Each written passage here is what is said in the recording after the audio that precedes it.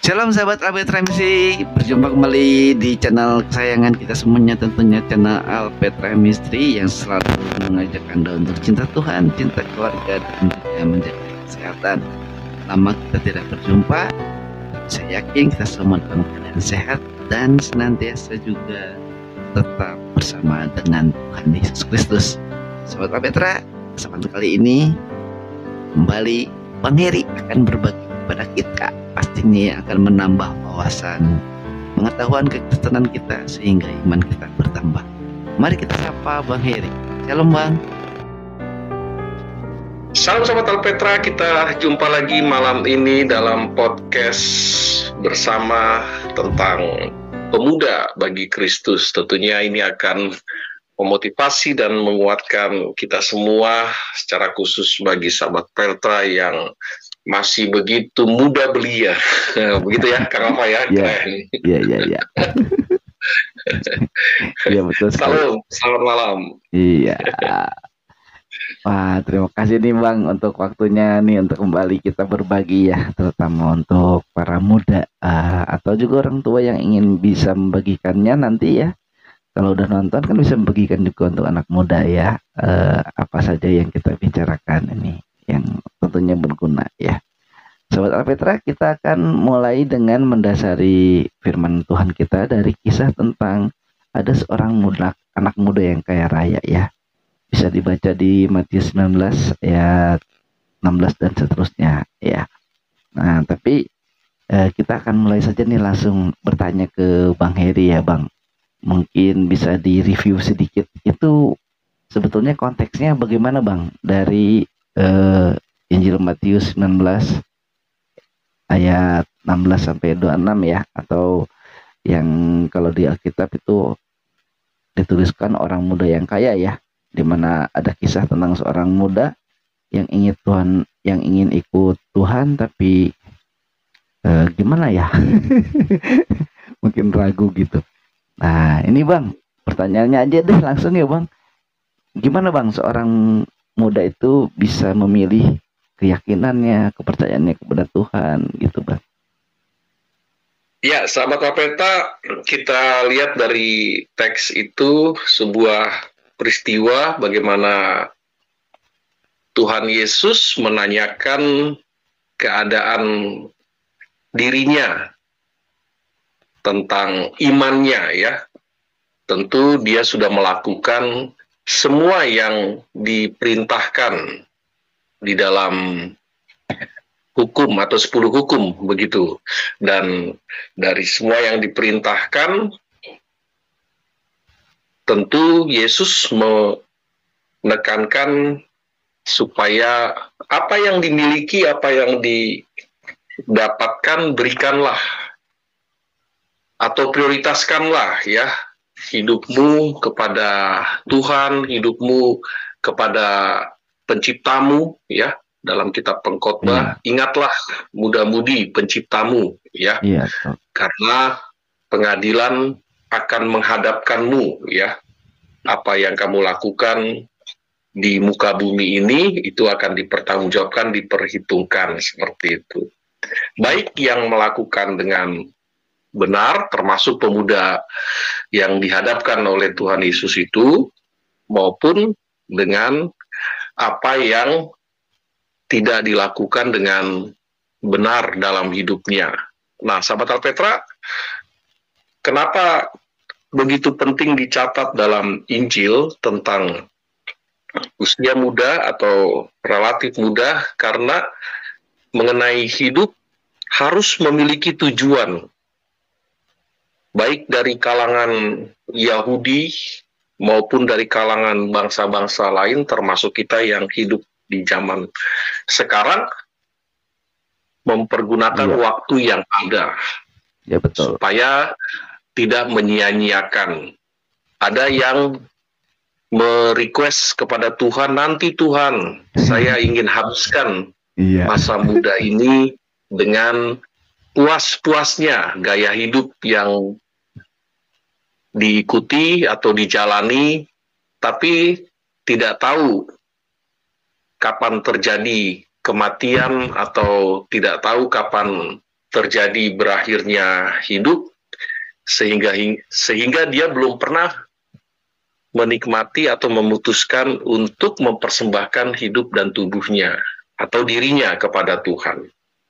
Nah, sahabat Alpeta, orang muda ini ya, yang dia penuh segalanya, merasa keberatan karena ingin menikmati yang dia hasilkan. Wajar tentu, tapi prioritas utama ya, ketika Tuhan mengatakan juallah seluruh hartamu, ya, juallah apa yang menjadi milikmu. Sepertinya Tuhan Yesus menantang yang mana, harta atau hidup berbakti kepada Tuhan dan menyerahkan hidupnya kepada Tuhan. Yang sebenarnya Tuhan Yesus jauh sebelumnya di pasal 5 sampai pasal 7 tentang khotbah di bukit ya, memberikan ucapan bahagia, baik miskin bahagia, baik kaya juga bahagia, menderita juga bahagia, termasuk hartanya diberikan kepada orang yang membutuhkan juga bahagia. Ironis ya. Iya. Kak Alfa. Iya, betul sekali.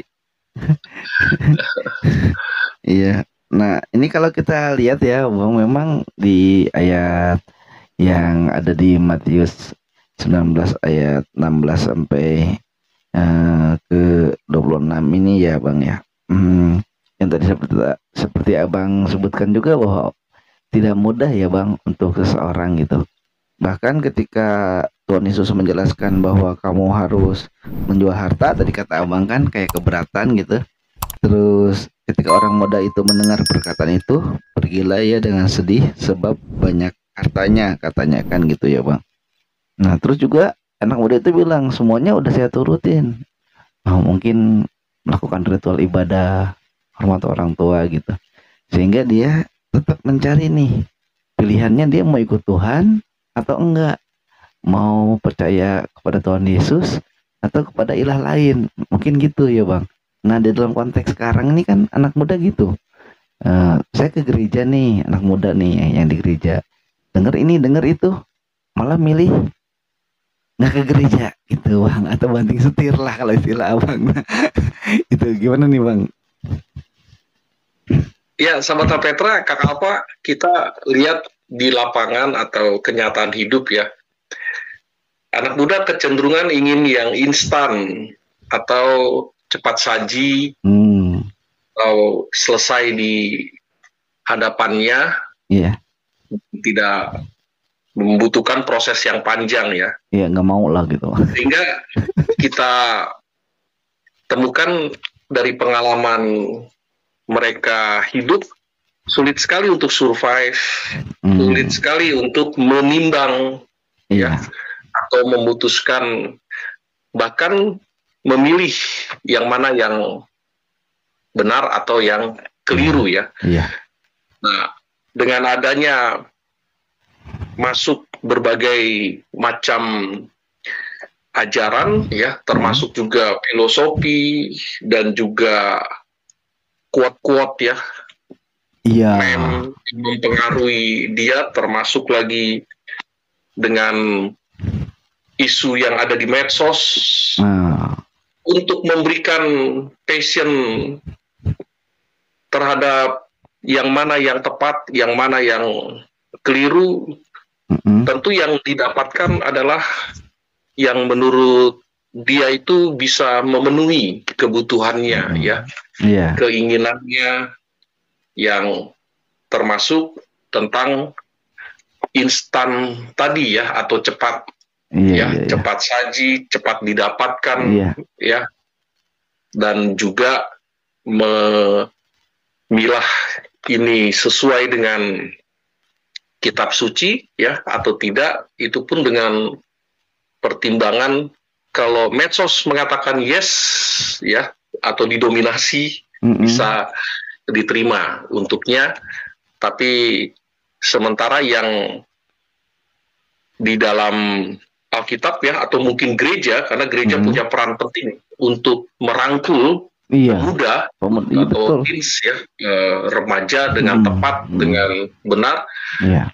Masalah lambat atau tidaknya dari gereja menjangkau atau memonitor ya, Iya. mengawasi, ya akhirnya apabila terlambat mereka lebih atau pemuda lebih memilih jawaban-jawaban yang Iya. instan atau dominan ya. Iya. Ini karena lebih banyak, oke lah, bintangnya ada 7 nih, nah, begitu kan.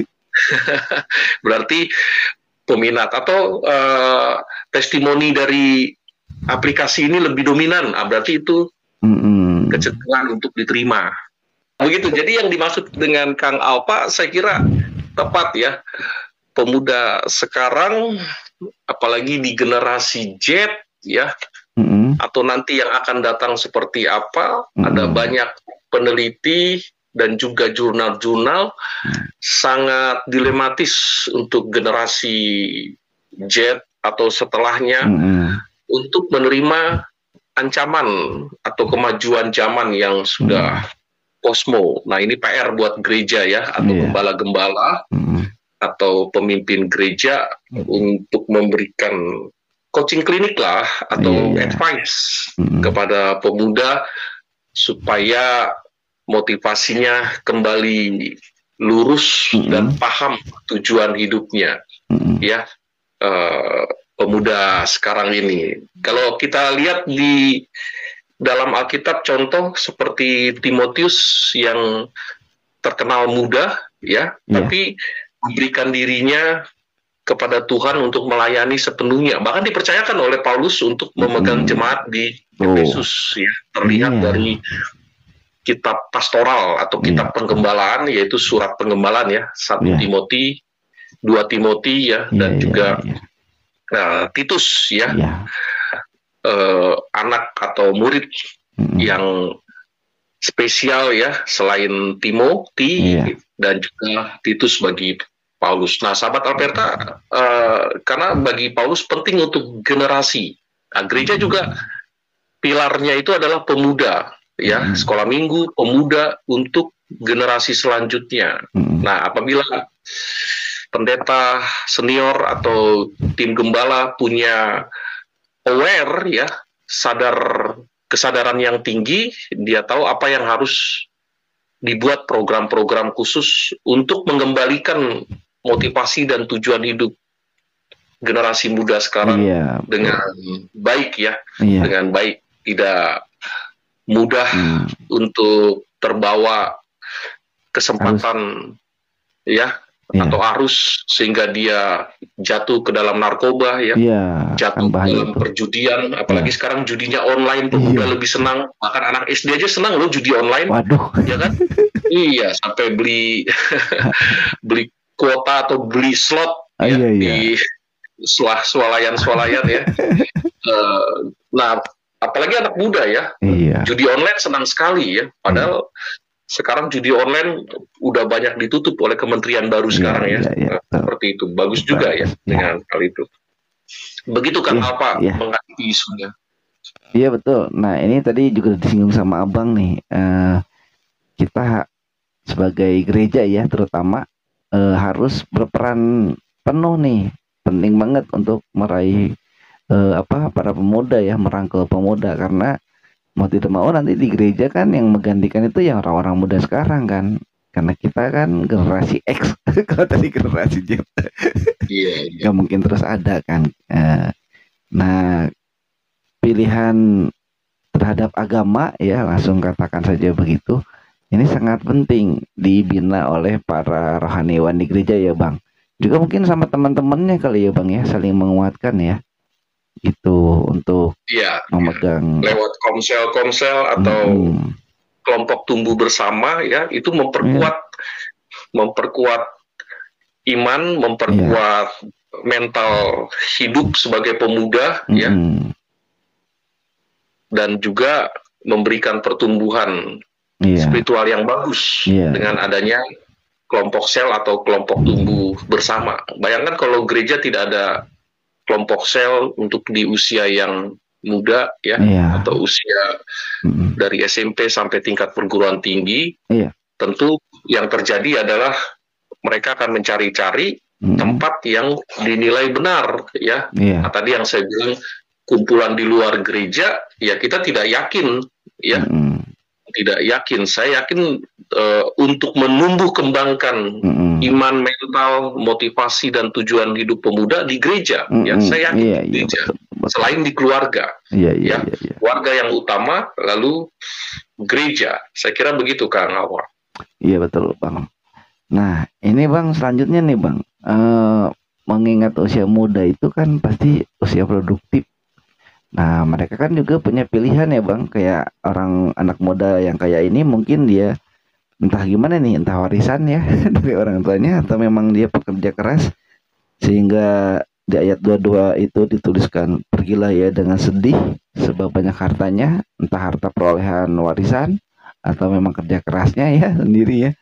Nah, ini Bang, bagaimana nih Bang untuk anak muda ya, generasi muda nih dalam memilih profesinya, mengatur keuangannya gitu Bang? Ya, nats yang kita lihat tadi terhadap orang muda yang dipakai oleh Tuhan Yesus sebagai contoh ya, dan buat kita sekarang juga, di era itu begitu kuatnya apa yang dipegang dan diyakini bahwa kekayaan itu memberi pengaruh, baik gengsi, ya, baik juga statusnya, ya, dan juga prestisnya, ya, atau juga komunitasnya, dia dikenal, diterima karena statusnya, kekayaannya, atau jabatannya, dan lain sebagainya. Nah, sementara Yesus yang begitu strict, radikal, ya, bahkan mungkin sifatnya hanya menantang saja. Berani nggak lu jual? Kan gitu ya. Berani memberikan, ya, seperti itu. Padahal jauh sebelumnya Yesus sudah mengajarkan tentang berkali lipat, ya, atau Matius 6 ayat 3, carilah dahulu kerajaan Allah, ya, seperti itu. Sekalipun dia mungkin sudah memberikan 10 atau melakukan 10 hukum atau semua yang terkait dengan hukum Yahudi atau yang Tuhan perintahkan, ya, tapi tidak ada dalam perjanjian lama menekankan jual atau kembalikan hartamu atau berikan hartamu, ya, kepada orang lain. Dalam perjanjian lama tidak disebut demikian secara sepenuhnya, ya. Tapi Tuhan Yesus lebih strict, lebih radikal, ya, melampaui hukum yang sebelumnya, supaya berikan semuanya, jual, ya. Kalau kita lihat sebelumnya yang datang kepada Tuhan Yesus dalam satu peristiwa di Injil disebutkan dia mempersembahkan semua yang dia miliki, bukan setengah, seperempat, dan lain sebagainya. Dan Yesus mengatakan kepada banyak orang yang menyaksikan, janda ini sudah memberikan semua yang dia miliki. Nah, sahabat Alpeta, saya kira kita sebagai anak muda tidak menyangkut juga dengan harta atau apa yang kita miliki sepihak atau sebidang atau sebagian, ya. Tapi Allah menginginkan supaya kita paham dulu siapa penebusnya, ya. Siapa penciptanya. Kita bersyukur kita diciptakan oleh Tuhan sebagai manusia yang sempurna dan juga spesial, berharga, ya. Bahkan disebut biji mata Allah dibandingkan ciptaan yang lain. Lebih dari itu apa? Kita penebusnya. Nah, sahabat Alpeta sudah punya penebus, sudah tahu siapa yang menebus. Karena manusia tidak mungkin menebus dirinya karena berdosa. Harus Allah sendiri yang menebus, yaitu Yesus Kristus, karena Yesus kan Allah. Dia berkuasa dan tidak berdosa. Jadi yang menebus harus yang tidak berdosa. Nah, kalau pemuda sadar dan paham tujuan hidupnya bukan semata-mata harta, semata-mata jabatan atau status lainnya, tapi pahami dulu siapa penebusnya. Itu dasar Kalau sudah kuat. tuntas, kalau sudah paham, sadar, ya, dia memahami siapa penebusnya, Iya. dan itu yang Yesus ajarkan kepada pemuda ini. Apalah gunanya harta kalau nyawamu hilang? Iya betul. Apalah gunanya kekayaan atau yang dimiliki dan diakui dunia kalau semuanya sia-sia dan tidak dipandang berharga di mata Tuhan? Karena Tuhan memandang yang berharga itu adalah ciptaannya yang begitu spesial, yaitu manusia. Nah, selagi di dunia, selagi hidup, harus dia memahami siapa penebusnya. Sehingga Yesus ingin melihat apakah pemuda ini dia sungguh-sungguh gitu, cenderung ke harta, ya, atau kepada Yesus atau kepada Tuhan yang dia imani. Begitu, Kang Alfa. Iya, karena memang sih kalau di peristiwa ini ya kita juga bisa melihat gitu kan, orang muda itu tanya apalagi yang saya lakukan katanya. Tapi kata Tuhan Yesus kan ya tuh satu tuh, kalau kamu mau hidup mau sempurna, ya udah jual harta kamu, bagikan segala milikmu kepada orang-orang yang membutuhkan, kira-kira begitu ya. Nah Bang, tapi yang menarik ini sebelum bertanya selanjutnya nih Bang, di ayat 23 sampai 24 itu ya, di situ kan diceritakan juga kata Tuhan Yesus ketika murid-murid bertanya, lebih sukar seekor unta, gimana? Coba kita lihat dulu ya Bang. Sekali lagi aku berkata kepadamu, lebih mudah seekor unta masuk melalui lubang jarum daripada seorang kaya masuk ke dalam kerajaan Allah. Nah ini gimana Bang? Bisa jelasin lu Bang yang ini Bang. Ya sahabat Alpetra, kenapa Yesus memakai perumpamaan unta ya? Karena dilihat memang bahwa tradisi di Timur Tengah, unta terlihat dia akan mengikuti apa yang diperintahkan dan diinginkan tuannya ya.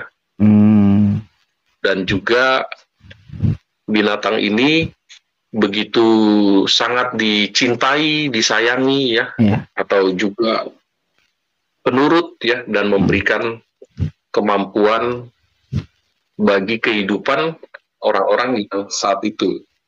Tenaganya ya, atau juga mungkin dari selain tenaganya, kulitnya ya, mungkin ya, kulitnya ya. Dagingnya juga kali Bang. Iya. Ya asal jangan kencingnya lah ya. Kencing unta.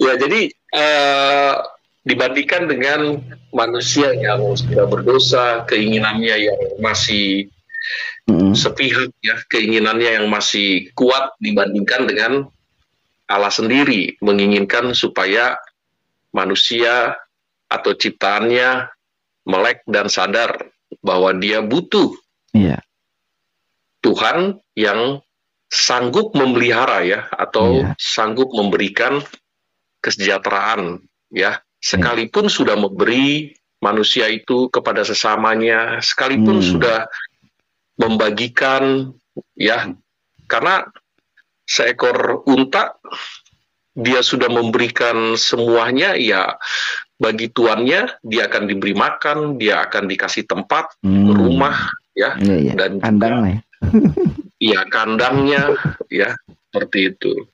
Nah saya kira bagi kita yang hidup di zaman atau di era sekarang, karena tadi saya sebutkan manusia itu begitu berharga dan spesial ya, oleh sang pencipta atau penciptanya, bahkan tidak hanya sebatas itu Tuhan memperhatikan, kita juga ditebusnya, karena Yesus sebagai penebus tidak ingin kita hanya sampai kepada di dunia menikmati segalanya, tapi statusnya berdosa.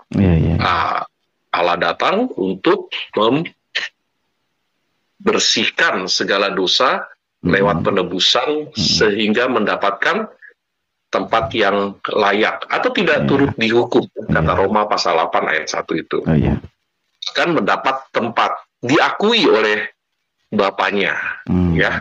Ya. Waktu nanti di hari penghakiman, kita diakui ya oleh Tuhan Yesus di hadapan Bapaknya. Karena tidak hanya sekedar kita diciptakan berharga, istimewa, tapi juga ditebusnya ya. Nah, selalu di dalam Alkitab setiap pengajaran membandingkan dengan binatang sebagai role model ya atau contoh, karena membuktikan bahwa begitu mulianya manusia, begitu juga kalau binatang saja bisa tembus memahami siapa majikannya, tuannya, ya, atau yang memperhatikannya, begitu juga manusia, ya. Nah, jadi jangan sampai kalau yang lain saja ya mendapat tempat atau perhatian khusus, masa kita tidak mudah untuk keluar dari pemahaman atau konsep yang selama ini kita melihat hanya harta saja, hanya berkat saja, hanya kepemilikan saja, tapi mana yang harus kita persembahkan sepenuhnya kepada Tuhan. Saya kira begitu, Kang Alpa. Nah gitu ya penjelasannya ya.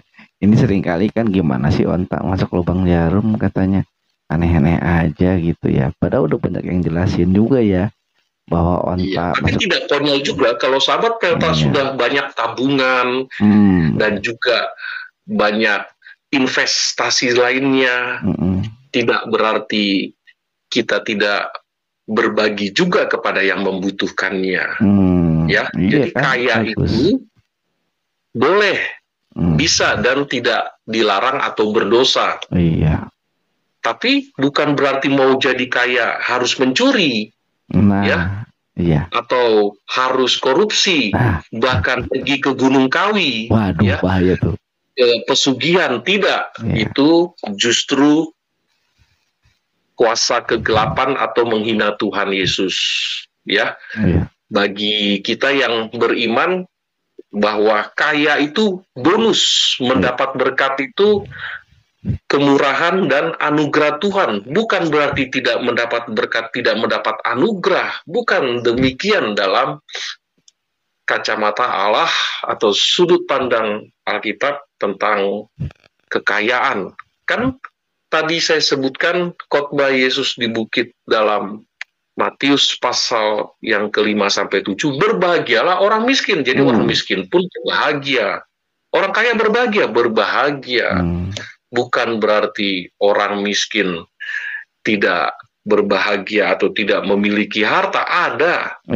Ya, kan tidak akan berkekurangan, tapi berkecukupan.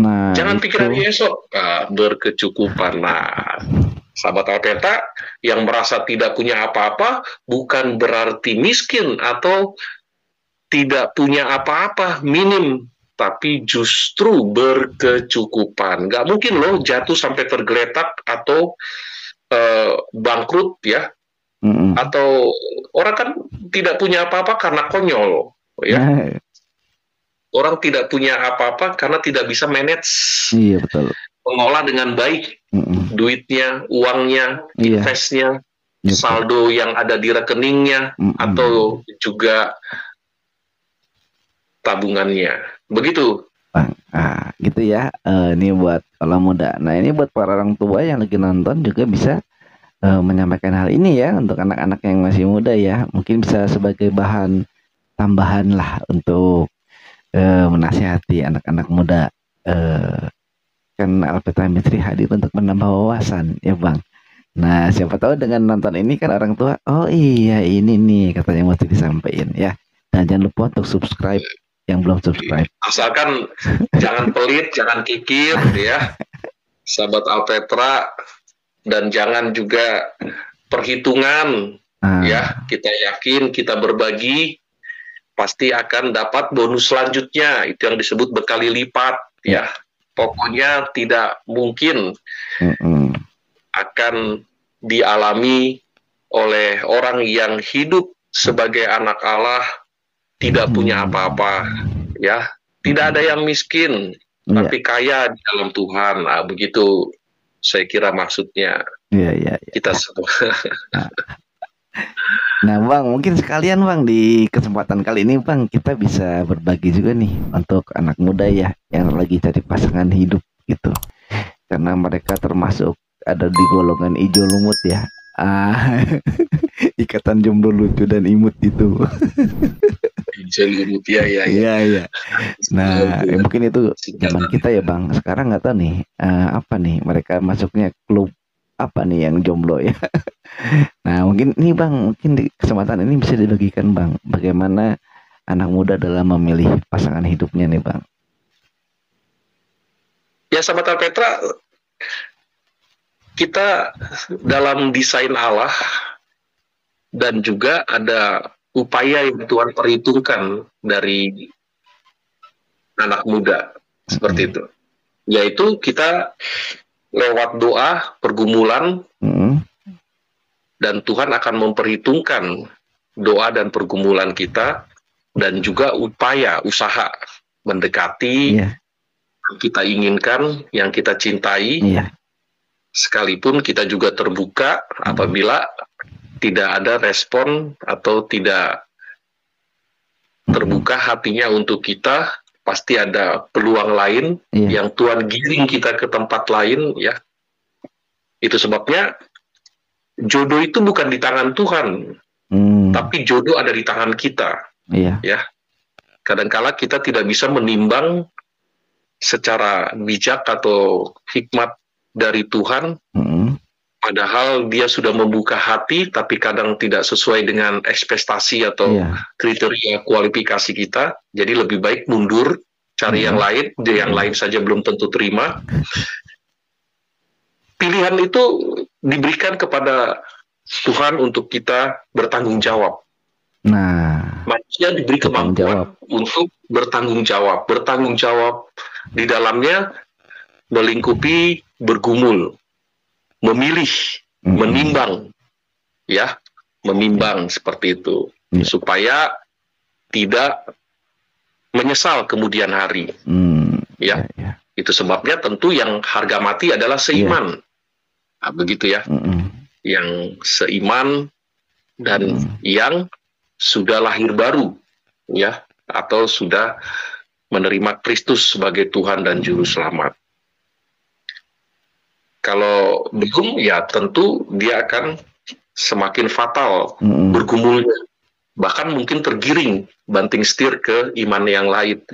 Nah, jadi sudah harga mati buat kita orang yang memiliki iman kepada Kristus dan juga pelayanan yang bisa kita lihat mencintai pekerjaan Tuhan, ya, melayani, ya, karena pelayanan juga atau dia aktif dalam pelayanan, bukti dalam pertumbuhan imannya terlihat, ya, bagaimana dia survive, bagaimana dia dewasa, iman, rohani, mental, ya, dan juga mengasihi orang tuanya, ya, mengasihi sesamanya dan menjaga kekudusannya, seperti itu.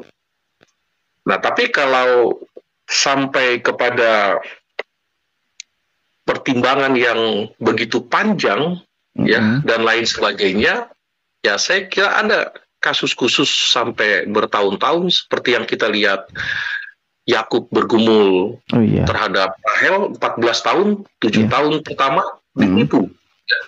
Lalu 7 tahun kedua, 14 tahun bergumul. Nah, teman-teman, Alpetra atau siapapun di mana, apakah sampai bertahun-tahun? Saya yakin mungkin bisa sampai 1 tahun, 2 tahun, 3 tahun, ya, sebatas itu baru diterima dan lain sebagainya, seperti itu. Nah, saya dengan istri saya dalam hitungan bulan, ya, seperti itu, sehingga sampai di dalam titik rumah tangga, ya, harus saling menerima perbedaan atau sudut pandang, karakter, ya, dan terbuka, transparan. Kalau tidak, ya, dalam pernikahan Kristen tidak boleh dipisahkan, diceraikan, ya, karena perbedaan itu bukan solusi dengan divorce ya atau bercerai, tapi perbedaan itu harus diselesaikan untuk saling menerima ya. Ya, betul. Begitu sahabat Alpetra. Jadi Mungkin bergumullah ya, dan membuka cari pasangan. Wah, ini menarik nih. Mungkin nanti kita mesti bikin satu sesi khusus ya tentang jodoh di tangan Tuhan ini ya. Wah, ini boleh juga nih buat anak muda nih untuk ini ya. Karena kalau sekarang kan karena kita dalam pembahasan secara umum aja ya. Nanti kita siapin deh ya Bang untuk jodoh di tangan Tuhan. Ada topik khusus ya, topik khusus dan pembahasan khusus ya tentang jodoh cintaan. Iya. Iya. Oke Bang, ini Bang yang mungkin ini yang terakhir aja ya Bang yang saya tanyakan juga mungkin mewakili teman-teman yang lain gitu. Pertanyaan selanjutnya itu Bang ya. Kalau kita lihat di ayat yang ke-16 sampai 20 ya, balik lagi tadi ke atas itu kan kata orang itu kepadanya, perintah yang mana? Kata Yesus, jangan membunuh, jangan berzina, jangan mencuri, jangan bersaksi dusta, hormatilah ayahmu dan ibumu, dan kasihlah sesamamu manusia seperti dirimu sendiri. Nah, kata orang muda itu kepadanya semuanya itu telah keturuti, apalagi yang masih kurang. Ini dalam konteks dia nanya tentang kehidupan kekal kan ya Bang. Nah, lalu di ayat 25, ketika murid-murid mendengar itu, sangat gemparlah mereka dan berkata, jika demikian, siapakah yang dapat diselamatkan? Yesus memandang mereka dan berkata, bagi manusia hal ini tidak mungkin, tetapi bagi Allah segala mungkin. Nah Bang, dalam konteks buat anak muda nih Bang, bagaimana Bang kita meyakinkan anak muda bahwa hidup kekal itu hanya ada dalam Yesus Kristus Tuhan kita? Ya, sahabat Alpetra, khususnya kelompok usia teens atau remaja, pemuda ya, pemudi, saya kira siapapun akan menyadari bahwa kehidupan kekal itu pasti ada. Karena dunia yang terbatas sudah disebutkan di dalam Alkitab ya, bahwa bumi akan hancur ya, dan juga di zaman sekarang terlihat ada pergeseran akibat lempengan menunjukkan tua usia bumi itu, dan diakui juga oleh ahli tentang geografi, tentang perut bumi atau lainnya, menyebutkan bahwa dunia akan hilang lenyap. Ya, baik secara ilmiah dijelaskan oleh para ahli ya, dan juga Alkitab menyebutkan lenyap, hancur. Tapi manusia tubuhnya lenyap, tapi roh jiwa kekal. Nah, kemudian tentu tidak melayang-layang. Pasti ada iya, atau gentayangan, tidak ya. Tapi ada space, ada tempat yang Allah sudah desain dan disebutkan oleh Tuhan Yesus kepada murid-murid dan kepada orang yang mendengarkan, aku akan pergi ke rumah Bapakku. Di rumah Bapakku banyak tempat tinggal, di pasal 16 ya. Injil Yohanes, di rumah Bapakku banyak tempat tinggal. Ya, Yohanes pasal 14, Yohanes pasal 16, dia bicara tentang pribadi yang ketiga Roh Kudus, tapi sebelum ke sana dia menyebutkan, aku akan pergi ke sana. Di rumah Bapakku banyak tempat tinggal, dan dia menyiapkan untuk kita. Itulah bukti tempat, ya, atau domisili kita nantinya, karena akan lenyap bumi ini. Dan tanda-tandanya sudah ada ya, geseran atau juga gempa, betul. Dan juga longsor, ya, dan lainnya. Itu sebabnya sahabat Alpetra dari kelompok muda, youth dan lain sebagainya, pasti sadar, pasti mengakui bahwa tubuh kita pun akan lenyap. Tapi jiwa kita, roh kita yang ada di dalam tubuh kita tidak mungkin hilang, tidak mungkin lenyap seperti tubuh, seperti bumi, seperti alam semesta, tidak. Tapi di akhir masa atau zaman akhir kan ada tempat yang dimana tubuh rohani, kata Paulus dalam 1 Korintus 15, tubuh rohani, ya, bukan tubuh jasmani, tubuh rohani akan mendapatkan kemuliaan itu dari Allah, yaitu kita yang mengaku Yesus sebagai Tuhan dan Juru Selamat. Bagaimana dengan mereka yang menolak Yesus? Tentu tidak mendapatkan tempat yang Tuhan sediakan itu atau domisili itu, yang dimana penuh dengan kemuliaan Kristus. Ada space lain, ada tempat lain. Paulus menyebutnya itu tempat hukuman bagi mereka yang menolak Yesus. Nah, sahabat Alberta, selagi hidup, selagi di bumi, selagi bernapas, akuilah dan terimalah Yesus sebagai Tuhan dan Juru Selamat.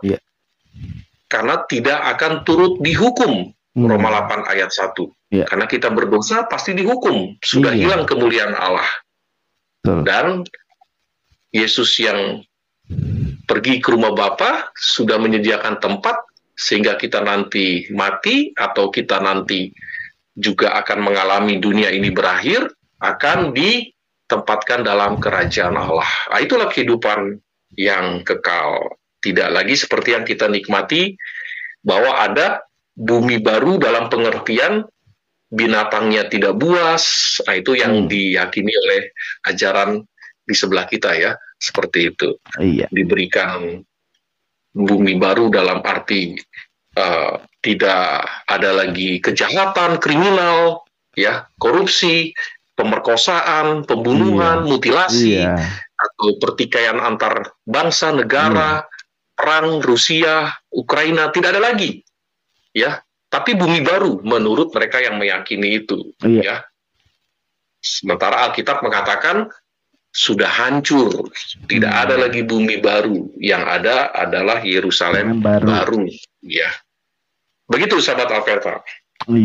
Nah, rupanya udah jelas nih ya, bagaimana pilihan seorang Anda yang masih berjiwa muda atau anak-anak muda nih ya, terutama Gen Z, lakukan dengan baik apa yang menjadi pilihan Anda, baik kepercayaan Anda, profesi Anda, pengaturan keuangan Anda, bahkan Anda yang belum punya pasangan hidup. Dari Bang Heri udah jelasin, bagi Anda yang ingin memilih pasangan hidup, dijelaskan secara singkat ya, dan nanti kita bikinlah sesi khusus tentang pasangan hidup ini. Pasti. Ya. Oke, sahabat Alpetra dimanapun berada, pastinya sahabat Alpetra mendapatkan berkat yang luar biasa ya dari tayangan kita kali ini, dan pasti ada wawasan yang bisa menambah pengetahuan ya, wawasan bagi menunjang penambahan kekuatan iman kita. Ini sampai di sini dulu perjumpaan kita. Terima kasih untuk Abang atas waktunya, Bang, yang singkat dan padat. Terima kasih Kang Alfa. Sahabat Petra, selamat malam. Terima kasih. Shalom. Shalom Maranatha. Jalan terus, beli pilus. Kalau kamu serius, pinjamlah 100.